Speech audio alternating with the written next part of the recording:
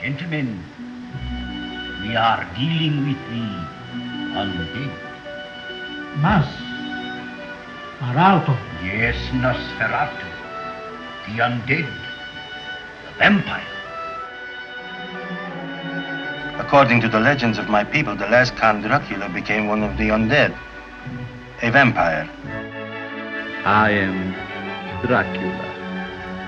I bid you welcome.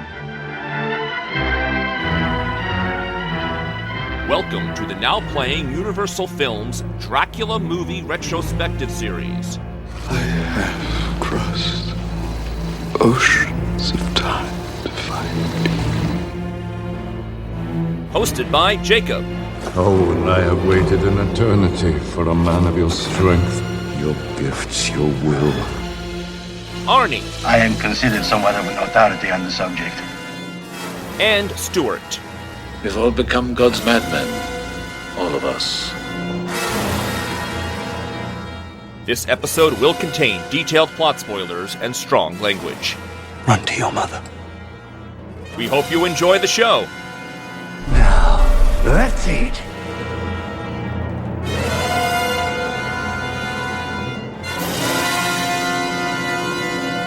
Today we're discussing Dracula Untold, starring Luke Evans, Dominic Cooper, Sarah Gadon, and Charles Dance, directed by Gary Shore. This is your Child of the Night co-host of Now Playing, Arnie, and let the games begin. And end. It's Stuart. Sometimes the world doesn't need another hero. Sometimes what it needs is, I don't know, just another podcaster. This is Jacob. Eurotrash! Eurotrash, come save me, Eurotrash. You know, I'll say this much. This movie gets one thing right. It remains untold, as far as I know, the historical accuracies of Vlad the Impaler. I think the cool idea that this movie had was, we've covered so many Dracula movies, Bram Stoker's story is tiresome at this point. It would be kind of cool, and it was awfully trendy to tell a historical epic. It's worth pointing out, when Coppola's movie came out, nobody was making films like Lord of the Rings or Gladiator. There were no shows like Game of Thrones. All of that came in vogue afterwards. Here was an opportunity to turn Dracula in that direction, I think, in what would have been a cool way. I mean, yeah, I guess we'll have to discuss if sitting through 90 minutes of this is better than that 5-minute opener of Francis Ford Coppola where he covers this stuff. But yeah, I agree, like, there's more to tell here. What's weird to me is, like, this is the Avengers, right? This is how this was sold. That's my memory. This is why I'm not cool with it. Yes. Somewhere along the lines, we're starting the first chapter and maybe the second to last of the Dark Universe. I barely can say this without, like, cracking up. But Universal Pictures thought they had Avengers-level box office by sticking their monsters together in a super team. Which, look, great idea. I want monsters teaming up to fight like Cthulhu or something. Yeah, that would be awesome, seeing Dracula and Frankenstein and the Mummy taking on bigger monsters. I'm there for it. I mean, it'd be trash. You love trash. It would be a steaming pile of trash is what that would be. Yeah, what's wrong with that? It worked so well with League of Extraordinary Gentlemen. Right, exactly. I mean, again, it does work when the artists care. Those comic books are amazing. That movie, yes, is trash. I agree. And I'm not opposed to trash. I get what you're saying. It could be fun. It just was never going to be great. You know what I mean? It's like a really B-movie premise. The fact that they thought they had something huge, Marvel level, is a joke. Well, here's my question, because I remember when this came out, I didn't see it because it looked bad, but I remember so much buzz. This is the beginning of the Dark Universe. This is the monster universe that Universal is going to create. Watching this, that is not how this was conceived. I am sure of that now. And then, like, reading, like, through Wikipedia, I'm like, okay, where's all the information about how they planned this Dark Universe? There's a mention in the Wikipedia entry. It's like, yeah, this was considered at one point, like, is the studio editing this page? Are they trying to put this down the memory hole, 1984 style, that this was supposed to be a kickoff of the universe? Because I couldn't find anything on that. This film shows no evidence that that was the plan. Yeah, I remember the buzz around this movie because it's been 9 years now, but we discussed doing Dracula films leading up to Dracula Untold and this new dark universe. Yes. Almost a decade ago now. But I also remember, and Wikipedia backs me up, that by the time they started the Dark Universe with The Mummy, they were saying, oh, Dracula Untold was a different universe. There's 2 dark universes? There's a dark multiverse? Well, there's one with Tom Cruise in it, and there's one with Luke Evans in it, and those two apparently are different in scale. I think we can all agree. Here's the truth. This movie started production in 2008 when Iron Man was the only Avengers film. It was going to be called Dracula Year Zero. They had a big splashy director, Alex Proyas, who did Dark City and The Crow, and they were taking the hot actor of the moment, Sam Worthington of Avatar, and that was the movie. And then, of course, as Iron Man begat the Avengers, and this movie stalled and Sam Worthington didn't become anything more than the dude from Avatar, I think they got scared by the budget. I think they thought about how they might jump on a trend, and so they cut a lot of corners to have a cheap version that maybe could be part of the Dark Universe. They ended up doing reshoots. The only thing that ties it to a larger, modern storyline is the last scene of this movie. It was done really fast. It was done really close to the release of this movie once somebody in some executive office said, we've got to make interstitial material that teases a larger universe. Yeah, I could not believe this would be a planned universe because 2014, we have Guardians coming out. Like, that Marvel formula is secured by that point. Like, you have a little bit of humor. You have relatable characters. Like, they don't use any of that stuff that you think you'd copy because that's the one successful shared universe. Like, you copy that. You don't get Gary Shore, who? Like, I don't know this guy. Well, you're cutting corners. This is what I'm saying about originally they were putting together Dracula Year Zero, and it was budget $200 million, and they just, who wants to do that for a first installment? I mean, ask the people that funded The Mummy with Tom Cruise. Yeah, I was going to say The Mummy wanted to. Yeah, right, exactly. You can do it one of two ways, and Universal did it both. We can start this off tepid with a modest budget and a commercial director, a guy that basically did ads and had no features to his credit, with some guy that was a second stringer in a Fast and Furious sequel. Oh, at this point, he was a second-rate Orlando Bloom, right? He was in all those Hobbits. I mean, I don't feel like Luke Evans had his moment yet. To me... Has he had his moment? This is it. I mean, as far as I can tell, this is his star vehicle. But I think he would have been considered someone to watch, maybe. You know, if you were being generous, you could say that he had potential, but he didn't have his breakout movie. This could have been it. So you grab a cheap actor, a cheap director, and you hope for the best. And again, you make something for $70 million and not $200 million.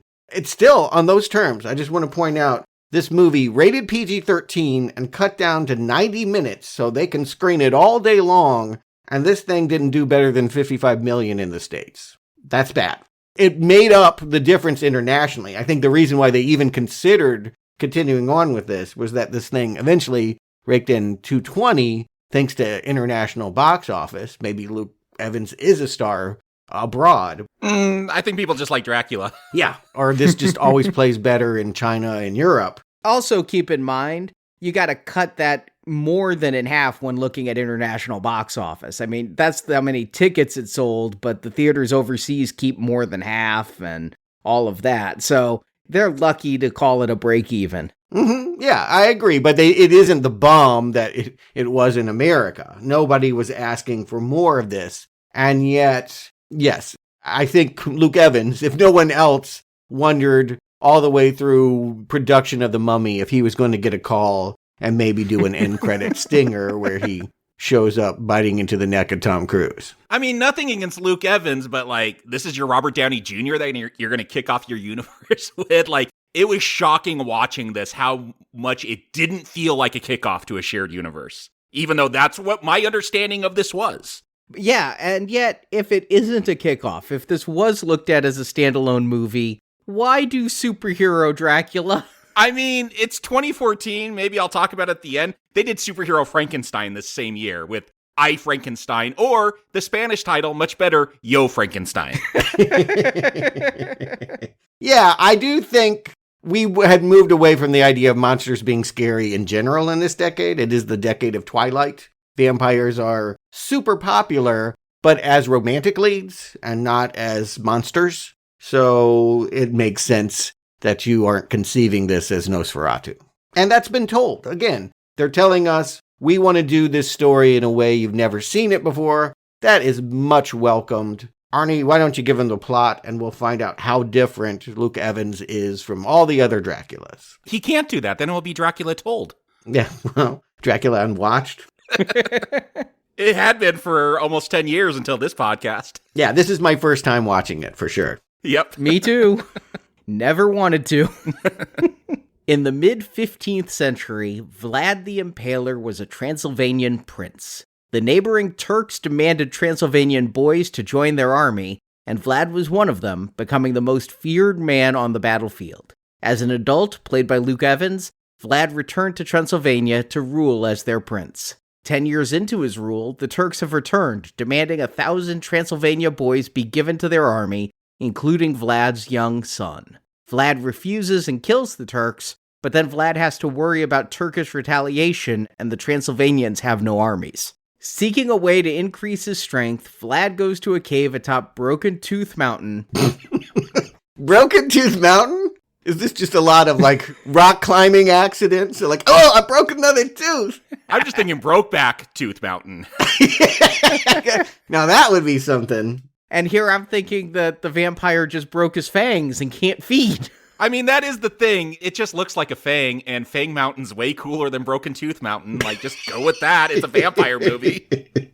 Where he meets an old master vampire played by Charles Dance. My dear brother Nunzi. This old vampire turns Vlad into a vampire and tells him if Vlad can resist his thirst for blood for 3 days, then he'll return to normal. But if Vlad feeds, then he will be a vampire for eternity, and the master vampire will be freed from his prison in the cave. Now, blessed or cursed with supernatural powers, Vlad single-handedly kills 1,000 Turks on the battlefield.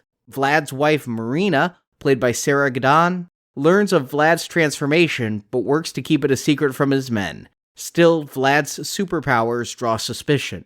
On day 3, the Turks, led by Sultan Mehmed, played by Dominic Cooper, attack with a force of 100,000 men, with the goal being to kidnap Vlad's son. In the attack, Marina is killed. As she dies, she begs Vlad to drink her blood so he will keep his superpowers and be able to rescue their son.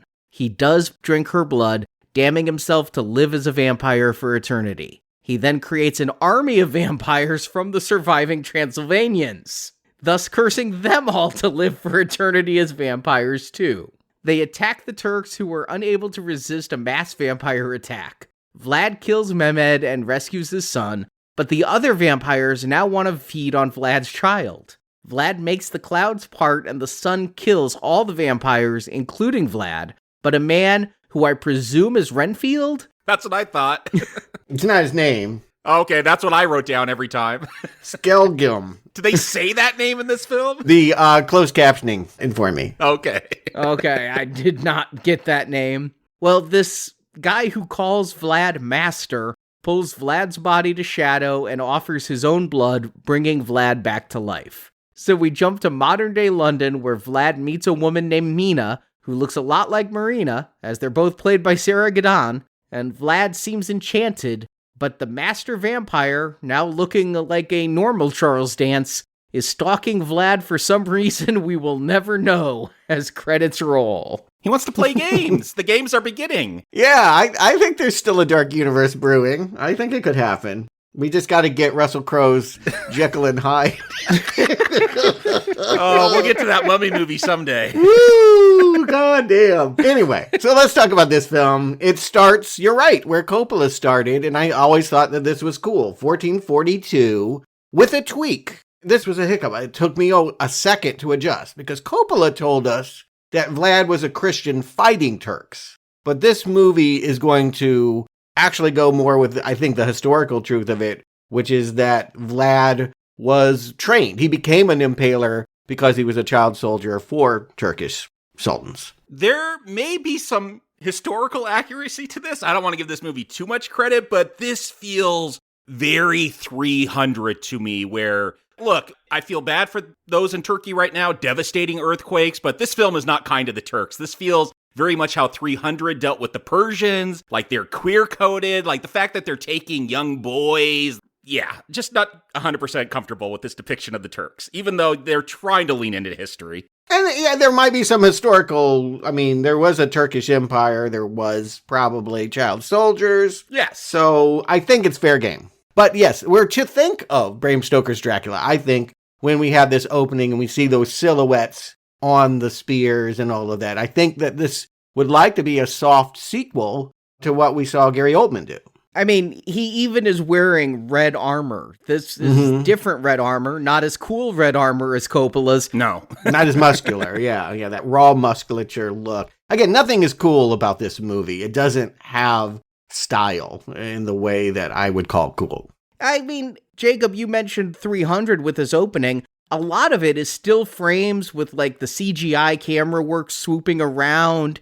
I thought this opening actually gave me hope. I wondered if this should have been a contender for our underrated movies book based upon... Just on this opening? Just on this opening. Children frozen in mid-whip. This is doing it for you. And all of those silhouetted bodies impaled on spikes had a grandeur to it. From Coppola's movie. Yeah. I liked that part best of Coppola's movie, and I'm like, if this is what this whole movie is, I'm going to be very happy. Spoiler alert, that's not what this whole movie is, and this movie does not deserve to be in any underrated movies book.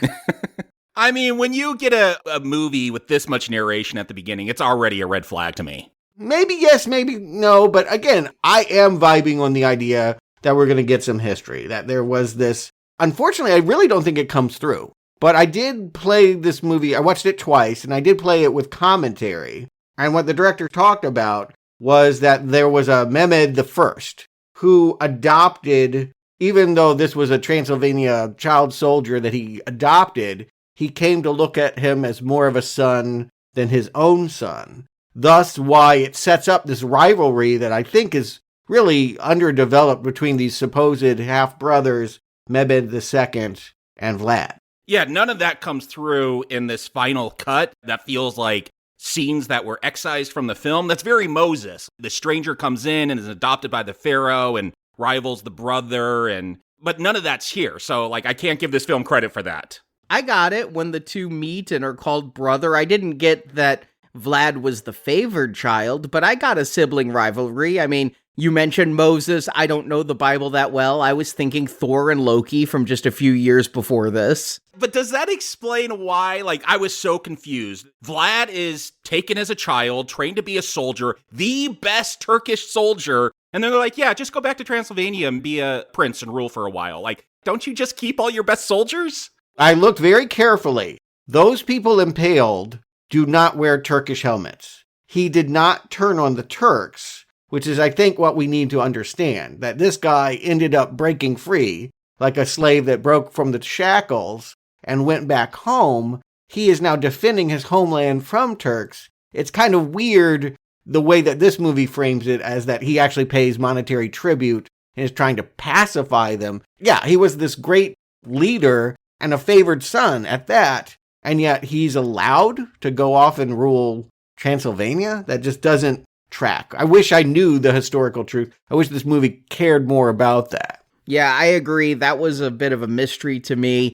I wondered if he just got too old for the battlefield since they like to send out 12-year-olds. Yeah, but the thing is, he left when he was like 20 because he's been ruling Transylvania for 10 years. We'll find out at this Easter celebration. This dude can't be in his 40s. So, like, he left in his 20s, in his prime. He fought for, like, maybe 10 years and then just left. Again, I would have liked more of this. Honest to God, if they weren't so serious about being a horror/superhero movie and just wanted to do gladiator kind of stuff, I would have been fine with it. Tell me the story. Yeah, I mean, a Vlad the Impaler movie could be very cool. Yeah. But we're not going to get that in as quickly as they move away from this introductory moment, this 300 montage, I think you've correctly identified it as. We see that, yes, now as ruler, he is finding Turkish helmets ripped up by some creature he doesn't recognize, and he's going off to investigate a cave. And this is where it really does feel like this is Dracula Year Zero. Like, you're not supposed to be impressed, I think, by this Dracula, because this is the first time we really see Luke Evans. They're investigating these helmets they find, and they turn to him, and they show his face, and I'm like, oh, this is our Dracula? Like, ain't no Bela Lugosi, no Max Schreck, not even, I don't know, Lon Chaney Jr. The least impactful Dracula, which is fine if you're going for a historical thing, but they want this to be a Dracula film, like scary, and okay, it's just Luke Evans. Yeah, but he's not supposed to be Dracula yet. He's supposed to just be human. And admittedly, Luke Evans is a bit of a pretty boy to ever turn into Nosferatu, but I think he's fine. No one's emulating this Dracula, is all I'm saying. No, I get what you're saying, but obviously they're going for the romance cover. This is the Fabio kind of conception, like hunky, brooding, and the fact that it's almost like a crime scene investigation, which are endlessly popular in television. Here they are investigating a case. There were some cut scenes about them following a trail of armor. That would have helped, honestly, because they seem to go straight from this clawed up helmet, where they don't even seem impressed by the fact that there seem to be claw marks through a helmet.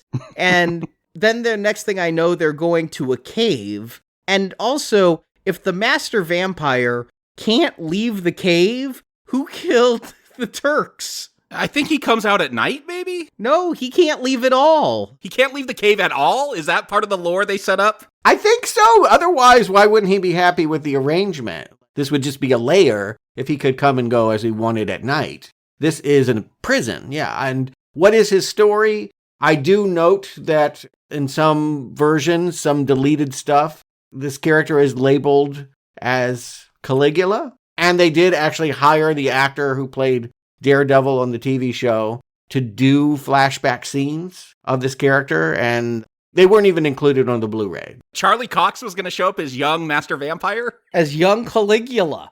We might have known why he wound up in this friggin' cave if they had actually cared about the story. Yeah, we're told some legend that's shown to us on parchment paper about somebody who made a deal with a demon and was imprisoned in a cave in exchange for eternal life. My favorite part about that backstory is when this priest or whoever is like, he's a vampire. It comes from the Greek pi, to drink. I'm like, what about vamp then? And second of all, like, I went to Edom online because I like some etymology. That is not where the word vampire. It has no Greek Latin roots. No, I think he said vi, right? No, he said pi, like vampire, pi, to drink. If the Greeks were talking about pi, I think it was 3.14 when they were inventing geometry. Well, pi, it means little mouth. I went deep into the etymology because it's a small number that defines a circle, so it means little mouth. So I could see how you get to drink from it, but that is not true.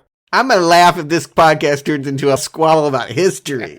This movie don't deserve for us to parse that out. No, I'm making fun of this movie because it is so bad when it comes to history and etymology. A missed opportunity, though. Again, here's what I imagine.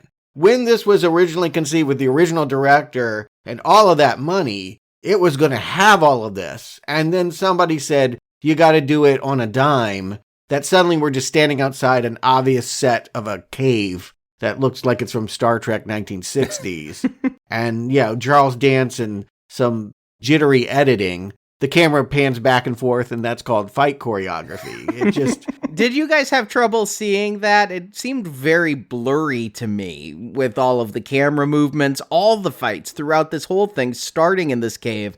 I had real trouble seeing, and I wondered if it was the Blu-ray or if you guys had it. No, I hit rewind so much because I'm like, what just happened? What was the movement there? Like, it was just hard to follow at times because, yeah, it's dark or it's just... You're right, Stuart. Their lack of budget is all up there on the screen. You could feel it throughout this film. The commentary claims, I mean, I'm laughing, but they're just big fans of Predator and they wanted to do this vampire edition. So this is why it looks like this. And keep in mind, we haven't reviewed Gladiator yet, but Gladiator had its own modern aesthetics on how to film old school fights. Yeah, but you don't get tiger vision in Gladiator. You don't get tiger vision, and this was them just geeking out about Predator, one of the greatest movies ever made, according to Gary Shore. You could say a lot of things according to Gary Shore. It doesn't matter because I don't know who Gary Shore is, but I hate, what is this, blood vision? Like they could sense blood and that's what they see? They see your circulatory system and it glows red as they approach. I mean, it's an aesthetic. I just don't think this movie looks very cool. I've said it already. I know that they are cribbing from 300, a movie that did look very cool, but they aren't pulling it off in the same way. I mean, if this really was building up to fighting Cthulhu or just something trashy B movie, I would go with Blood Vision. But they are trying to elevate this. They're trying to make it like a historical action film. So I guess my expectations are just different when that's the genre. Yeah, this is a really cheap, again, it resets expectations. I go from feeling in that intro of like, oh, I don't know the story to being like, oh crap, this again? How do we get the vampire out of the cave is not a movie I wanted to watch. But I gotta say, Charles Dance looks good as the Nosferatu vampire. The only good thing in this film is Charles Dance. Yeah, I like Charles Dance in everything. I mean, yeah. You could put Charles Dance in Hot Rod with Andy Samberg, and I might actually give that movie some credit, you know? He was in your favorite Underworld movie. Yeah. I was thinking Underworld because he's already been a vampire. Yeah, mediocre vampire movie. I'm thinking Underworld too.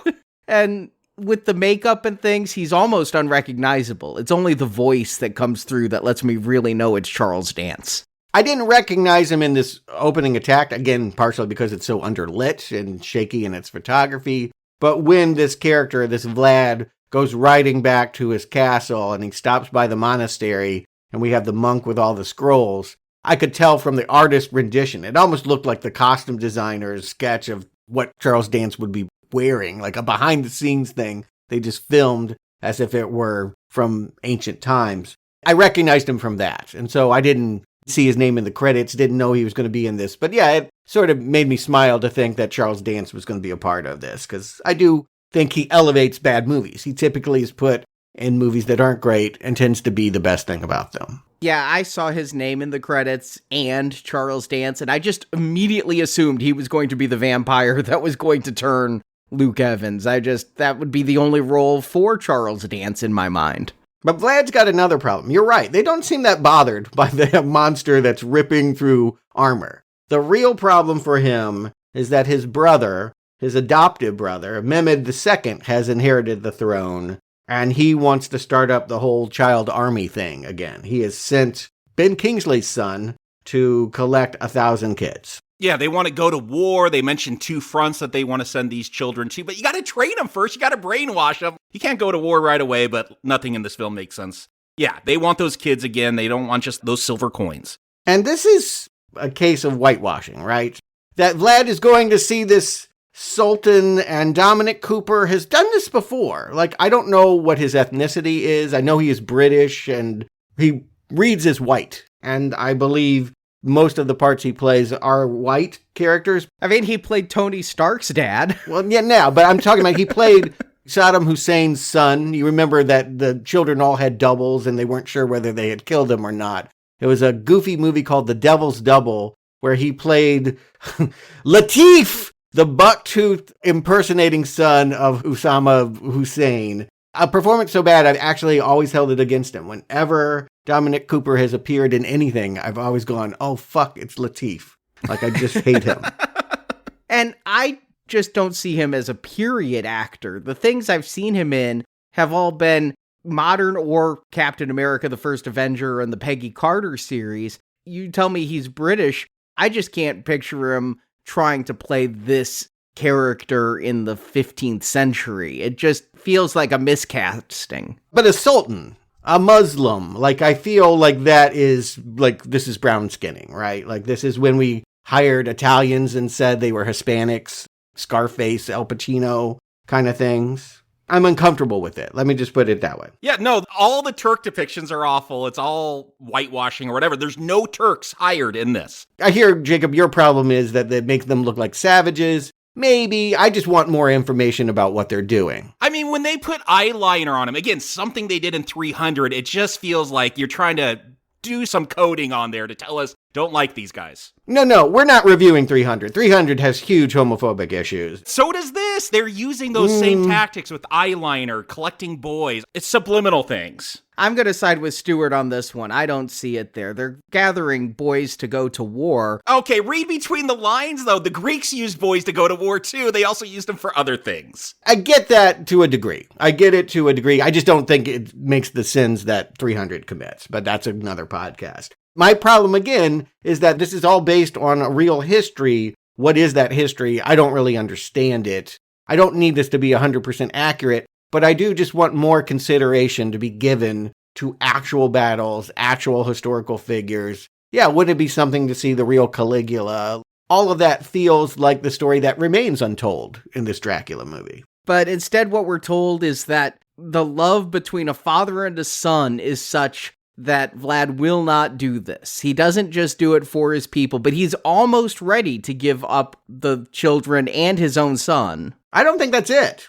It's pride. The son says, I'll go. But he doesn't want to do it, and the mother is there pleading with him, and it's the mother that changes Vlad's mind. No, it's not. It is not. It is the fact that Ben Kingsley's kid said, I thought you were tough. That is the thing that sets Vlad off. Like, Vlad is sitting there letting his child go off with the men that come to collect the 1,000 kids, and then Hamza Bey makes that snide remark, and out of that rage, he kills them, and then goes, uh-oh, I'm not equipped for this. And this is a point where I had to, stop the film. What is this rated? Because, yeah, he's going to cut the dude's arms off. I'm like, whoa, this, okay, we're going to get some good violence in this. But no, there's no blood. This is a very, I guess, with Lord of the Rings, that pushed the PG-13. As long as the blood's not red or you don't see blood, then you could have, beheadings and all that. And that's what this film is going to do. It did remind me a little bit of Monty Python with the lack of blood. Yes, with those hands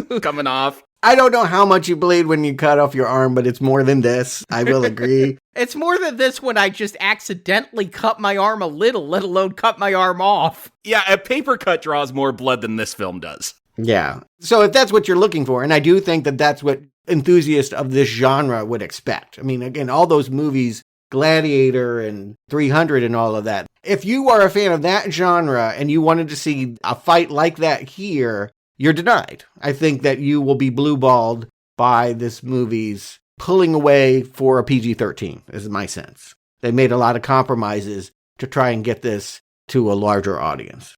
And so, yeah, now, again, it just diminishes Vlad that I thought you were so tough. And he's like, oh my God, I can't possibly fight this guy. I'm going to have to go get help from a vampire. The Transylvanians have no army, so I guess they've just been subservient to the Turks this whole time and paying that tribute. And yes, he is so without ideas, he decides to go back to Broken Tooth Mountain. That seems like a stretch. Were there cutscenes that helped make this logical? No, there weren't. Again, and this is really what you need to understand, because if you told me this was the biggest badass in the Turkish army, and now he's afraid to fight this guy, I'm not with him. I just don't get it. I feel like we should have followed Vlad as a child, and maybe he's still a child here when he forges this deal. I don't know. I don't know, because I don't like the idea that he's going to turn into Doctor Strange now. Morbius, you mean? This is a superhero film, so I'm not surprised. Yeah, I see, we got to fight the Turks. I'm like, okay, he's going to go get Dracula powers so he could be strong enough. Because, yeah, if they don't have an army, how do you take on this massive nation? I don't care how many people he impaled. One dude against millions is not going to work. I don't care if you're a vampire. One dude against millions isn't going to work. Well, I'm waiting to get to that part. But that's the thrill of it, right? Is to see one person go out to the battlefield and... Those odds are too big. It's costuming. The Doctor Strange red cape and the ring and all of that. I don't want this. Conceptually, I'm just going to put it out there. It's a huge problem that they've turned this into a hero's quest, and that now we have to have a very traditional origin story where he's going to wake up with superpowers, crushing rocks and turning into flocks of bats. Yeah, when he's running and turns into a flock of bats, it reminds me, I believe it's one of the Tobey Maguire Spider-Mans, that origin story where he's running and shoots his web and takes off swinging. Woo! It feels like that moment when he bursts into bats. Yeah, where he stops and is like, Did I just do that? Yeah. I did, but I'm in a hurry, so let's do it again. I mean, Dracula does have anti-hero qualities. I will recognize in some iterations we do have sympathy for him, or at least impressed with his lady skills. But I just don't ever want to see him put on a pedestal like this. This feels wrong. See, here's my issue is I'm okay with that anti-hero. Like Dracula, not the greatest guy. That's why you have to come up with an even worse villain for him to fight. But I feel like, and again, they're going for historical take. I don't want to say historical accuracy here, but they're trying to lean into history. Mm-hmm. But I feel like this Dracula, Vlad, is too noble when he's like, I have a duty to my people. And talking about his undying love. I get all that has origins. I actually do want a nastier hero in this because it's Dracula. Have some fun with that nastiness. Well, here's the thing. This is where he should become nasty. He should become the Impaler now that he's the vampire, right? That's why that historical figure got that reputation. Why Bram Stoker was drawn to this figure is because he was so cruel that women, babies, pets were all put on a stake. That's really savage. That can only be done by a monster. If they had framed it that this child ran away, found a vampire in a cave, turned into the historical Vlad the Impaler to fight the Turks, then we'd have something here. Then I could see the tension, dramatically speaking. But yeah, the fact that it turns into this, you just get this power for 3 days and you're already sort of in bed with the Turks, it's just confusing. Yeah, you can borrow vampire powers for 3 days. That is an interesting thing, too. I have heard the whole, if you don't feed, you can revert. I mean, I think we've seen that in Lost Boys and other stories, but... I mean, I go with it, but I know exactly where this is going. He's going to refuse for 3 days, and then, yeah, a loved one's going to be in danger, so he'll have to take that bite. There's no mystery here. And it's weird that talking about him, how bad he is, like, at one point later on, he's like, oh, I can't let my people know that I impaled thousands of people. Like, that would really change their opinion. I'm like, no, you were a soldier. Like, it's weird that he's afraid of showing how tough he is to his people that he rules. He's not to the people he rules, to the audience that's paid tickets to see it. Again, the fact that they're trying to change this into a hero rather than embrace any historical conceptions of this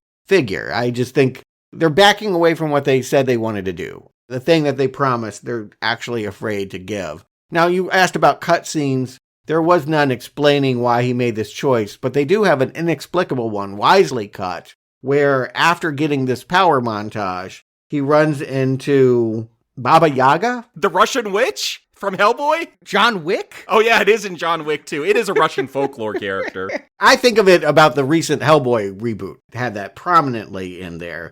And it sort of looks like that. All of a sudden, this cabin in the woods and this old witch she's there largely to explain more about the 3-day deal. I don't think we need that. I think I have all the explanation I need. I think that she was maybe going to be a figure that popped up in other Dark Universe moments. This is a different character than who I called Renfield that shows up later on to mysteriously move the plot along. Yes, she has one moment and it's entirely excised from the cut you watched. But I think, again, if you're thinking about expanding a universe, maybe the idea was Baba Yaga would visit Tom Cruise. Be the Nick Fury? Or, at least the Maria Hill.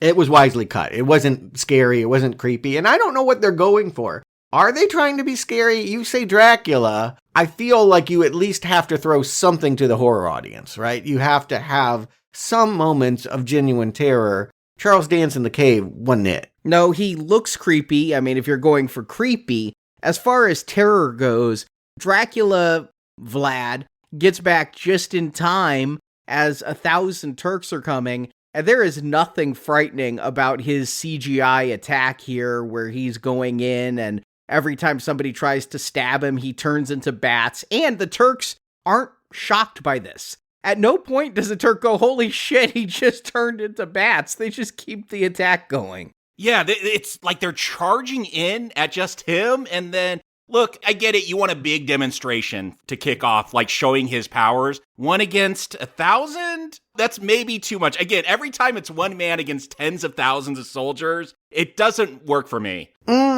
The best scene in Wonder Woman. That moment where she got out of the trench and all of that, that was truly heart-wrenching. Yeah, and a lot of that is her, like, just trudging forward, fighting the bullets. This is him flying through soldiers, killing them. It's not particularly creative or well shot or engaging. It feels very, like, we got to get through this. This is what a superhero does. Let's just get through this scene. It's not grandiose enough, is what I hear you saying, and I am going to agree with. Even though these are the money shots, these are where the most expensive moments are. We have some aerial to-do crap where, yeah, again, if you're impressed with the idea that somebody grabs him, but then he can break into 1,000 bats. I just have a problem with this conceptually. I don't like seeing it. I don't like that this is the way it's being used.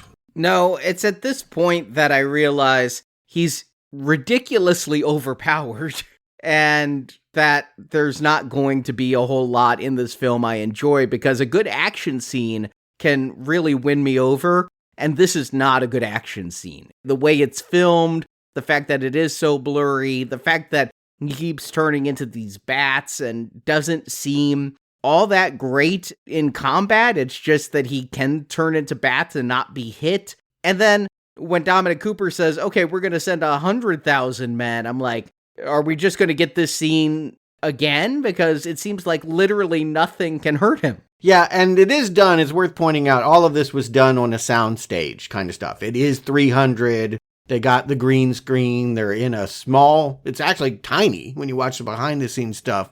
They're in this tiny room where people have to double up and be like, okay, I ran in this direction. Now I got to run around behind the camera and come back and run again because we don't have enough extras. Or the money to make CGI ones. Yeah. And so all I'm saying is this is probably good enough for a TV show. Like, I feel like in terms of standards of enthusiasm, this would work as a show. On CW?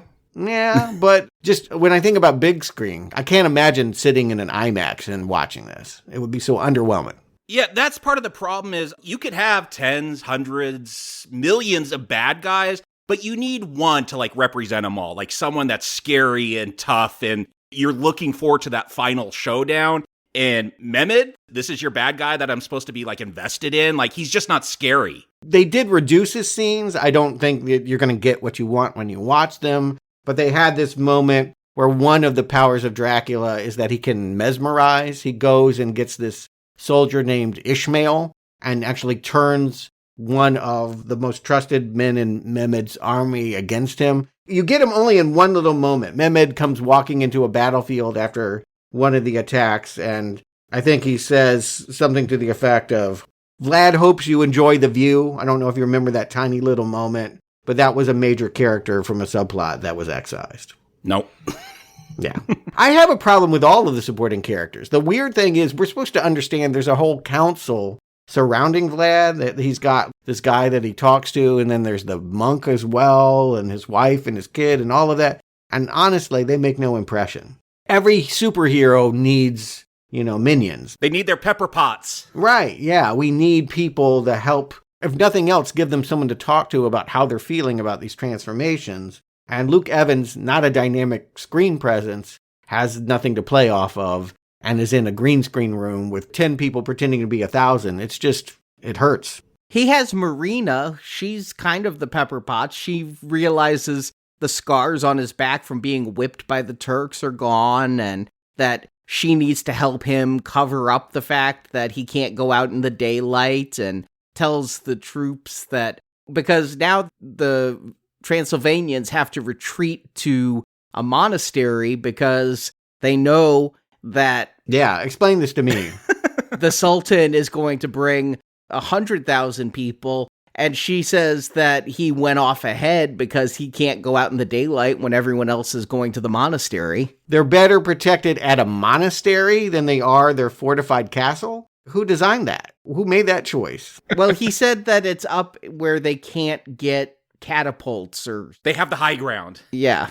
I know what gets said, but you understand my point. The idea that they have to migrate all the people is a contrivance so they can have another attack scene. It makes no real sense why you would move this many people from their actual home. And, in fact, there's not that many people. I want to know where the Transylvanians got all their silver in order to pay their tributes. Or 1,000 boys. There's not enough couples here. Yeah, there's not 1,000 people going to the monastery. Now, I guess we're supposed to understand some people died in the attack, but when? Because Vlad killed them all. No, I don't think anyone died in the attack. They were all coming out to help him, and he was done by the time they reached the battlefield. All right, so here's the real question. I hear your complaint. I share your grievance. Would more money save this movie? I hear we don't like it. If they had the money for the spectacle, would the arrow be more green? Are you talking about the same script? Yes, obviously. But they brought in, like, I don't know, John Woo or someone that could actually do action scenes? Right, you actually had a great fight scene. It would help. It would make me like this more. Yeah, it would help. If this was like The Matrix or something like that, with really great action, then at least I could file this maybe under certain scenes or guilty pleasures. But this script sucks. More than Luke Evans drinks blood, this movie sucks. It's anemic, is the way I feel. Everything has been drained of life from here. Some of that is in the story and the scope and in the choreography of the fights and all of it. Again, they would have had a better caliber of actor, I think, in Sam Worthington than Luke Evans, which may be splitting hairs, but a little bit better. I mean, I do think that they just have the C team running the show on a minimum budget. And when I think about if I saw it done with the A team, would I like it? I think the answer is still no, if they're not going to explore the untold story. If they're not going to really make a genuine effort to bring in more. And hear what I'm saying. I'm not saying I want a historical movie entirely. I get it's Dracula with vampires. But if they had more authentic nods to the historical truth, this movie would be way more interesting and entertaining. The thing you can't discount is an A-list director would be able to see this script and polish it and bring things to the surface. So the entire concept is not unsalvageable, and Charles Dance is rather good. I wouldn't change him. I wouldn't fire him. Everyone else can go. Yeah. Maybe the kid who plays Vlad's son, he was fine. No, he was not good. He was bad. But I think you could have polished this turd with another rewrite and with a better concept about how you want superhero Dracula. The way it's done here, he's overpowered on the battlefield and too weak when not on the battlefield. He's indecisive, he's impotent, he's running, he just isn't very proactive in this scenario. Yeah, and again, the supporting players aren't helping a lot. You mentioned that the wife is trying to cover up for him. She sends people along while he's writhing in the tent. They cut a scene that would have really confused me. I understood he couldn't drink any blood, right? Right. But they actually had a moment where she ran out and got him a goat. And it was supposed to be like some dark comedy that he drank goat's blood. Twilight vegetarian. Yeah. Does that count? I think it's people blood. Yeah. Okay. You're right. Twilight rules. Yeah. Maybe that's why you cut it. This is also the moment where they reintroduce Skellingham as, I think Renfield in training, right? The first Renfield. While Luke Evans is saying, no, 3 days and I'm done with this shit, they have this Roma gypsy character saying, Master, I will serve you always. Yeah, he's cutting his hand to, like, tempt him. This is very Jesus Christ, fasting for 40 days, being tempted by Satan to eat. I mean, it's not a bad ticking clock, I will give you. I feel like threes, that's always kind of surrounded vampires. Trinities, the religious angle. Yeah. I'm cool with the idea that he's got 3 days to do this, sort of. I mean, that's a tall ask, but I'm glad that there's some kind of constraint that he's fighting against. If he had just turned into a vampire with no hope of turning back into a mortal, it would have seemed like a bad choice. The fact that he believes that he can withhold this bloodthirst long enough to return to being the lover, I just didn't believe him as the lover. They've tried. I just don't think he has much chemistry with this wife. Don't you think, though, if he had to struggle with the choice, if he didn't have this out, and it was your soul is traded for your people, that could be more powerful than this whole, you get superpowers for 3 days and it costs you nothing. I'm fine with the superpowers for 3 days. You gotta be more clever about it. I know where this is going. And how do you defeat a nation of millions in 3 days? I need to know what his strategy is. Like, this Dracula is not very smart. It's just run into the battlefield and kill everyone. Bats. Just grab bats and have them bat Yes. bat it all out. Just bats everywhere. Okay, he does make a power glove fist out of bats to punch an army, and that's kind of amazing. Yeah, but before we get to that, because you're right, that's more or less the climax of this modest film. That should have been the whole movie. But I kept thinking, why are they making this a secret? You're right. He's supposed to be ashamed of this bloodlust. I keep forgetting that. And they're religious people. When they actually get wind of it, it's the monk that's like, you're not walking into daylight. They are going to turn on him. It's an interesting moment that they want to burn their leader out of the tent. And I feel like dramatically doesn't get answered. Dramatically, it doesn't feel set up because only this priest knew about the root of pie to drink. Like, only he knew what vampires were, and then all of a sudden everyone's like, he's a vampire, we gotta kill him. But no one knew what this was. Well, you know when you've seen Satan, right? Like, that's all you gotta say. Then call him Satan, because that's gonna be, are you son of the dragon or son of the devil? Like, then call him the devil and treat him like that. I think that's the way I interpolate all this, is that for the common people, like there's this guy named Demetru or something like that, who was apparently his best friend and basically dies, but sees that his master has become this vampire. He's horrified. And I don't know, I just feel like you want to explore that more. Because I don't think at any point the audience is asked to root for him to stop having these super cool powers. We're never to see this as a curse. He's gonna justify his cruelty. I impaled one village to save 10 others because they would see that I'm a monster and just wouldn't fight me. He's trying to make that noble. I say lean into it. Yeah, I'm a ruthless dude trying to stand up for my country and save my people. And we get into that kind of bloodlust. Like, this is 2014. Maybe we hadn't felt that for a while, but like in the early 2000s, like a lot of Americans had bloodlust and wanted revenge. I don't know. I feel like you can understand that motive, lean into that more. Coppola's movie was cleaner because they cut it along religious. First that he was a Christian fighting another religion, and then the idea that God denied him the one eternal love. All of that just made motivation so clear. I had such empathy for old men, and here, this guy, I don't care. I don't care about him. Yeah, his power glove powers. Basically, the way he unites them is he just goes up to the bell tower and starts commanding bats to attack the arriving Turks. He doesn't even have to fight. He's just controlling them with his mind. This is not adrenalizing at all. And it looks bad. The CGI fist of bats looks bad.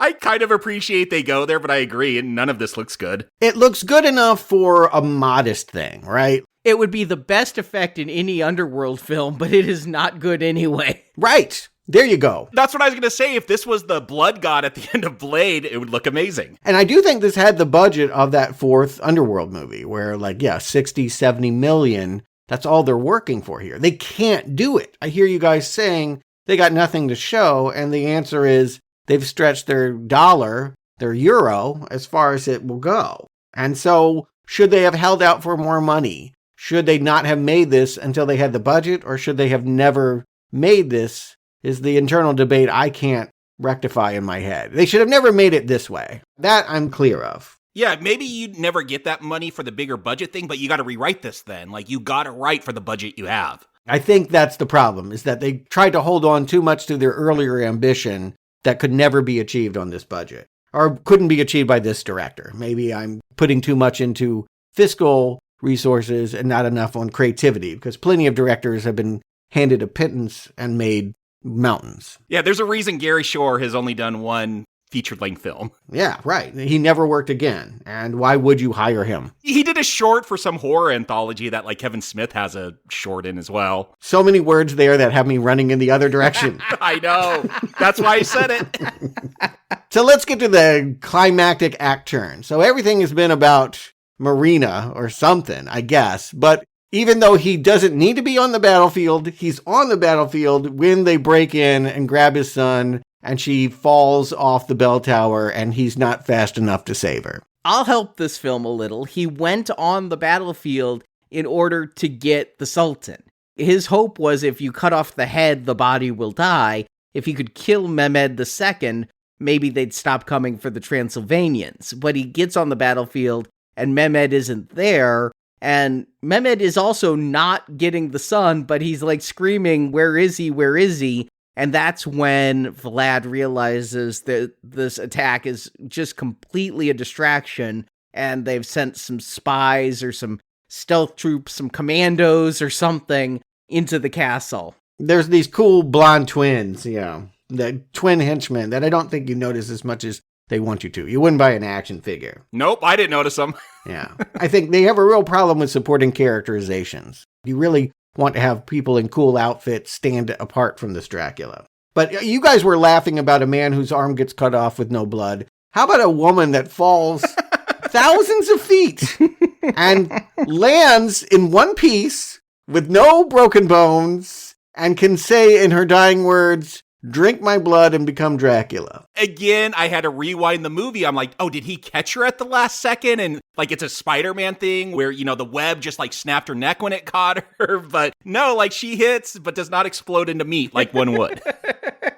Oh boy. And of course, to save his son, this is the moment that goes by way too quickly where we're supposed to see Vlad decide to become a vampire forever, which does not seem bad. I have not seen the downside to this other than the bad sunburns and the bloodlust. You're not human. I mean, yeah, I think you're right. That's really the problem, is the audience is like, what's the beef? Why not be a super cool vampire?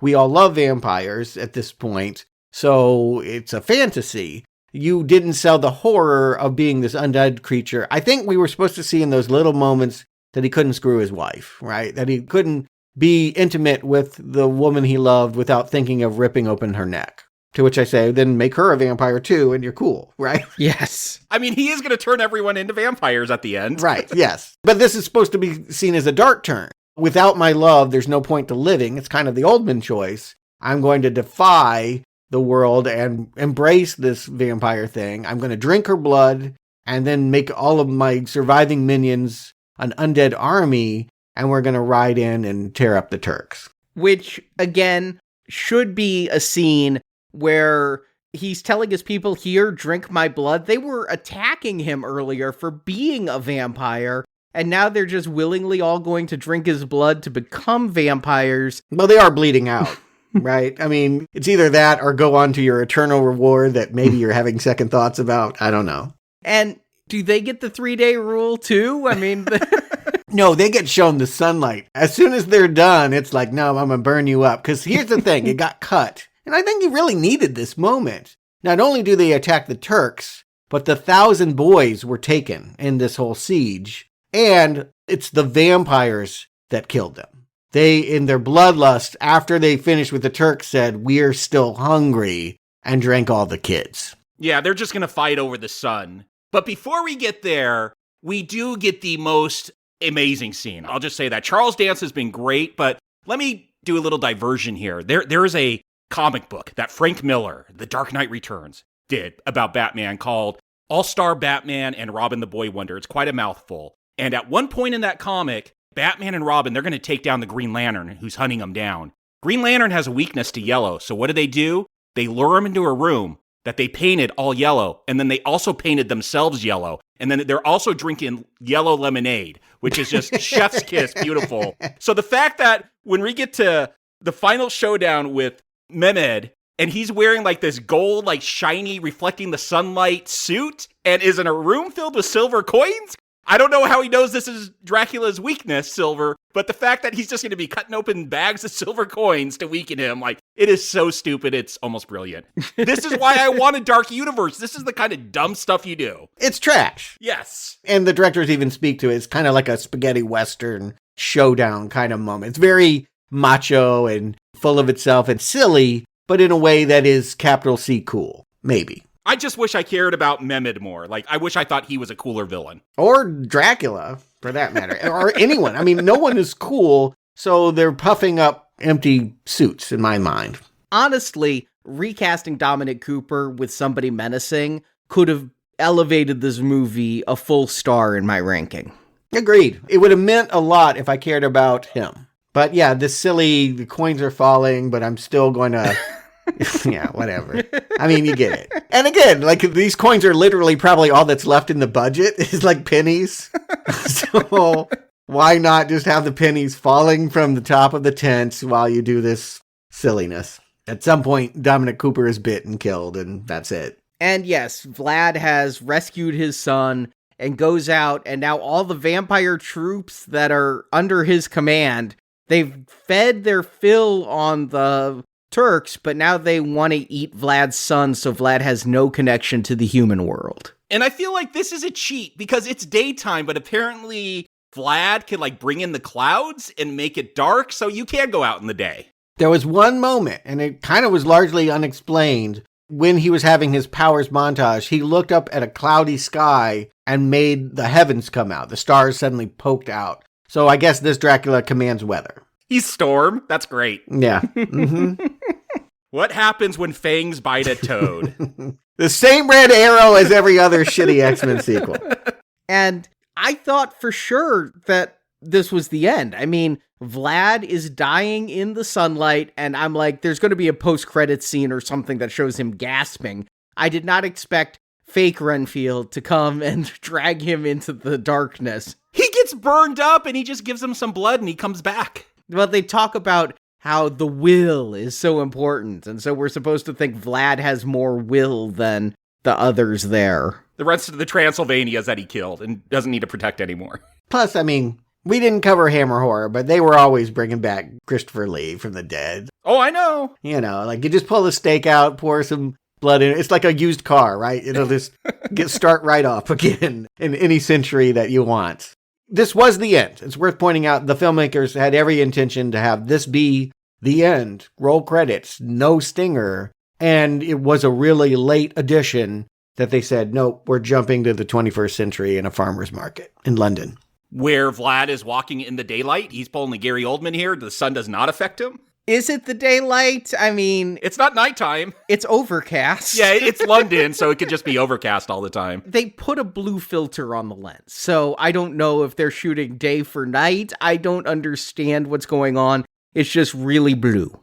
And so we see this theme that I think it was the Francis Ford Coppola one where you talked about, Stuart, that there was this eternal love and Mina was always being reincarnated as someone else. Like, they are definitely playing into that, this closing scene. Yeah, I guess if someone said, fast, we need a way to tie this to other Universal monsters. If we're bringing him into present day, having her come back in this way sort of makes sense. Having Charles Dance, who, again, it goes almost unobserved that as Vlad becomes Dracula, he is freed from the cave. What he's been doing all of this time and what he hopes to do, what games they hope to play. I mean, Scrabble, Operation. He's been shopping for very fine suits. I mean, he is well dressed in London. Here is the thing with this closing line, let the games begin. Charles Dance says that earlier. When Vlad gets those powers, Charles Dance says, let the games begin. And the way they frame that, he's very ghostly looking, this pale white face. It almost feels like the Seventh Seal, death, that it was just a corny reference, like, here's our chess game over your life. The fact they bring that tagline back at the end to, like, let the games begin, like, oh boy, this is a universe I want to get out of. Here's really ironic. I have not enjoyed myself during this film, but this end stinger teases a film better than the one I watched. What is a tease? It doesn't tease anything to me. I want to know what Charles Dance's big plan is. What game? Yeah, I want to know why he's stalking Vlad. I would much rather see Luke Evans versus Charles Dance than see Luke Evans versus a bunch of guys in armor and Dominic Cooper. So while I wouldn't necessarily be excited for this sequel, I'd have hope that the sequel could actually be better. A Dracula story I want told is not the one we watched, but the one that isn't told and teased in this sequel. I'm going to slightly disagree, but mostly agree with you, Arnie. And that is, the better story would have been more historical Vlad the Impaler. But because this has been such an underwhelming experience, does not mean that they couldn't recover from this. I believe that, yes, this tips the idea to a much more obvious, more generic scenario for them to play out these kind of superhero horror icon games. They could make a good movie, even though this first chapter, not so great. I mean, do you think it's a mistake to play so much of this movie in the past? I get it. If you want a historical thing, maybe this is your jam. But if you're trying to bring in moviegoers to your new universe, shared universe, Is this the take? Do teenagers want to see a historical period piece? First Avenger had it right. It's the same setup. We're only doing one of these. We're only going to World War II once. And then we promise you the rest of it is modern day. And that was like the fourth film in. Like, they did not start off. Now, there was less planning at the beginning there. But yeah, they didn't go into the past till much later. Because there was another monster movie that came out in 2014. I mentioned that, I, Frankenstein, where they very quickly get him to modern day. Like, that's within the first 10 minutes, it's in modern day. He's still fighting a war between, get this, demons, okay, I understand that, and gargoyles. Those stone statues on top of castles. Cool 90s cartoon. Yeah. It had to be in some versions of this script that they did do similar things. I feel like there was a tonal battle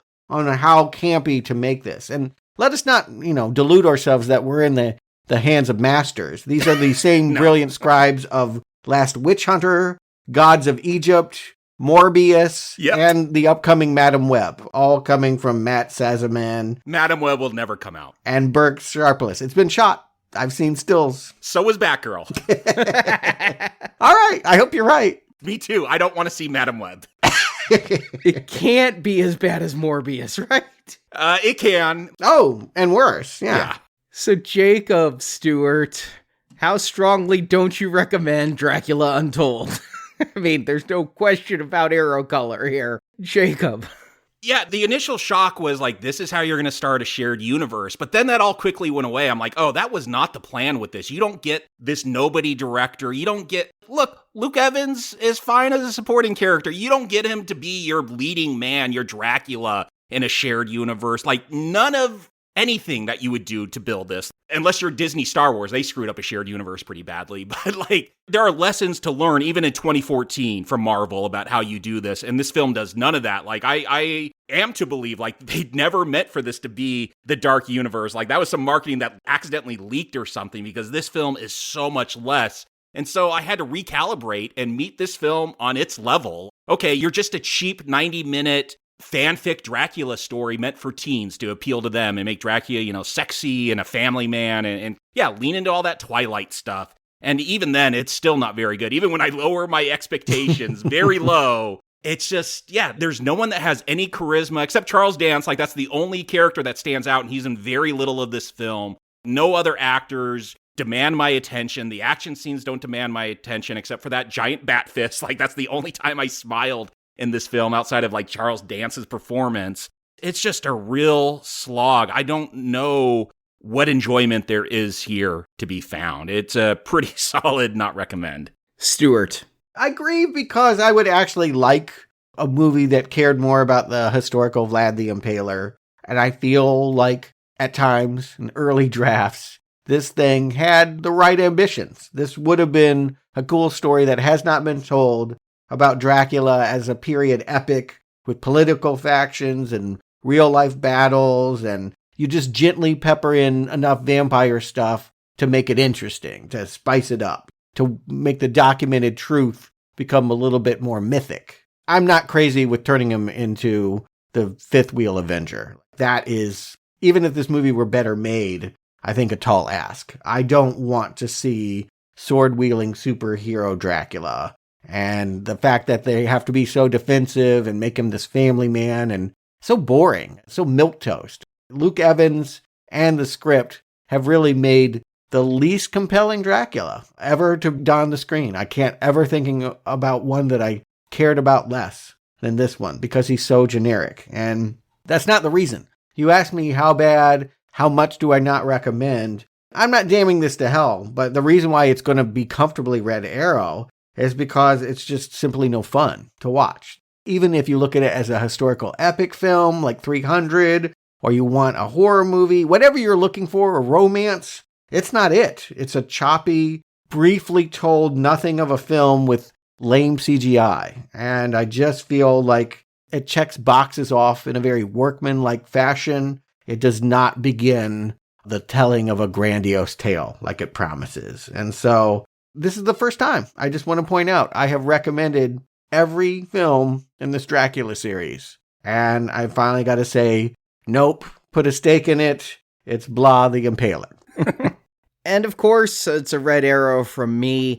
I went in with low expectations. I just remembered, well, I didn't even remember the movie. I had forgotten this came out entirely. But once I was reminded there was a Dracula in 2014, I remember it not doing very well and not hearing very good things. But I went in, and the very first frames, I did wonder, could this have been harshly damned, maybe because of the hype around a superhero monster universe or something? And no, they just didn't find a very interesting story to tell. Again, I rewatched Shadow of the Vampire when we did Nosferatu, and that's kind of what I would imagine would be Dracula's untold story, is his relationship with the vampire that made him. Kind of like Louis and Lestat, An Interview with a Vampire, something like that. And instead, the master vampire plays such a minor role in this, as the whole thing is about the battle with the Turks, and it's not an interesting battle.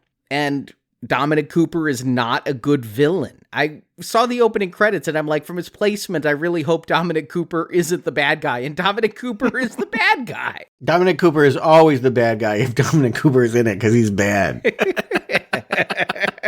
He was good in First Avenger and Peggy Carter. That's all I can say. But no, it's a not recommend from me, and can't wait till we get to The Mummy, I suppose, to discuss how this dark universe tried again. But I mean, at least now they're not doing that, right? The movie we've been building up to is not the start of a universe, although I would love one where Nicolas Cage is playing Dracula in all the movies. But we're getting to a standalone, what looks like a horror comedy, Renfield. Yeah, it looks great. Yeah, no sequel for Dracula Untold. They have spoofed, I think, the idea of all of this. I'm looking forward to it. We're going to have to wait a bit. Even though that is the next film in this series, we've got 6 weeks of theatrical releases. So much weekend of releases this year. Starting next week with Creed 3, and it just goes on from there. Eventually, in mid-April, we're going to get Renfield.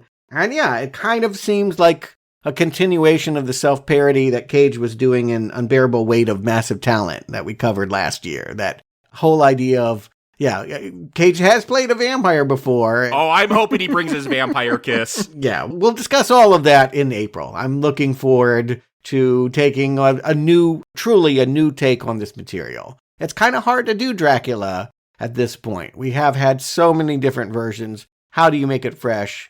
Cage and comedy seems to be the right approach. Focusing on Renfield as the put-upon servant, I think, is a good idea. But yes, if you are a patron of $25 or more and like to hear us unedited, that is one of the rewards of $25 or more, is early releases of shows. And as Stuart said, next week, Creed 3, Scream 6, Shazam! Fury of the Gods, John Wick 4. We have so many weekend of release movies. Super Mario Brothers with Chris Pratt and Renfield. Not everyone, but several of those will go out early to our patrons of $25 or more. And speaking of our patrons, one of you has picked the movie Warrior for us to review. He specifically tied it in with our Rocky series, seeing how it is a film about MMA matches, I guess. I haven't seen it yet. I haven't seen it either. I didn't see it, actually, and I'm not on the show. But yeah, I think you guys are in for a pretty good... I mean, there's a lot of bad Rocky wannabes. It's better than Penitentiary. How about that? So we will be covering that this Friday as we lead into Creed 3 next week. And you can join our patron program. Details are at nowplayingpodcast.com/donate. Or you could just head straight to our Patreon at patreon.com/nowplayingpodcast. So thank you all for your support. Jacob Stewart, thank you for joining me. And now may the evil spirit be cast out, or at least Luke Evans cast out, until the end of time.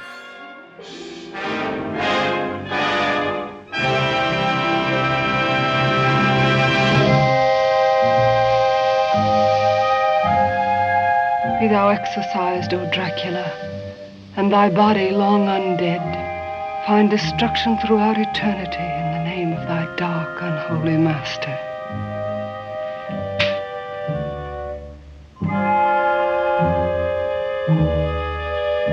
the name of the All-Holiest, and through this cross, be the evil spirit cast out until the end of time.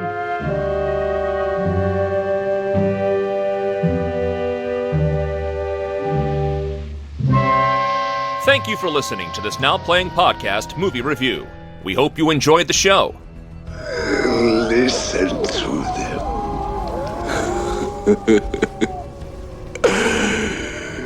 The children of the night. What sweet music they make. Help us spread the word about this show by leaving a 5-star review on Stitcher, Podbean, iTunes, or your podcast store of choice. But even if it would work, do you expect me to agree to anything so fantastic? Want more reviews like this one? In the archives section of NowPlayingPodcast.com, you'll find more than 1,000 in-depth movie reviews from our panel of hosts. I hope you will like it. On our site, you can hear reviews for every installment in the world's biggest film franchises, including the Marvel Cinematic Universe, Star Wars, Spider-Man, Batman, X-Men, James Bond, Middle-earth, Jurassic Park, Fast and Furious, and Transformers. You do not know why you came here tonight. It was because I wished you here. Plus, we have individual movie reviews, such as Titanic, E.T., Inception, Big Hero 6, Ready Player One, Pulp Fiction, Apocalypse Now, Doctor Strangelove, and hundreds more. I want to be what you are. See what you see. Love what you love. And come back to NowPlayingPodcast.com next Tuesday for another all-new movie review podcast. You're always leaving on me my film. Support from listeners like you keeps Now Playing Podcast on the air. Isn't eternity together better than a few years of ordinary life? You can donate directly by tapping the support button at NowPlayingPodcast.com. The good prince would have paid that price for peace. And you can join our crowdfunding campaign for early access to new episodes, exclusive reviews, and bonus reviews. The spider spinning his web for the unwary fly. Now Playing Podcast is produced by Arnie Carvalho. Okay, obviously we're dealing with a little bit more than just narcissism here. Associate produced by Jason Latham. I am the king of my kind.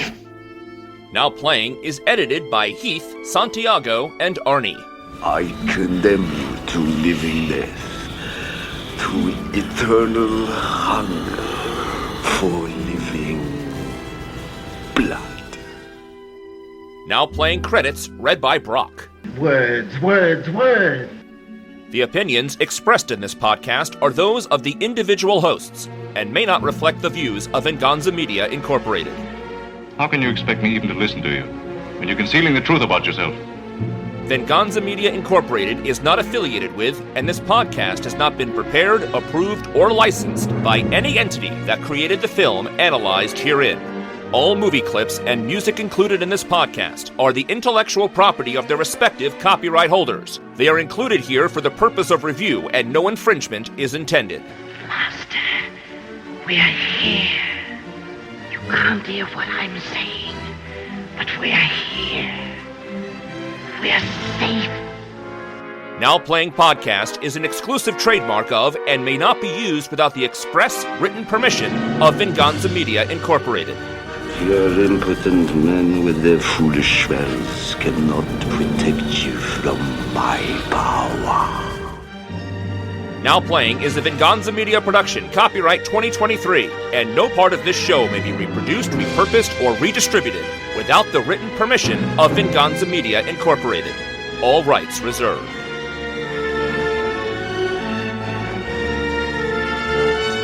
Good night, Mr. Renfield.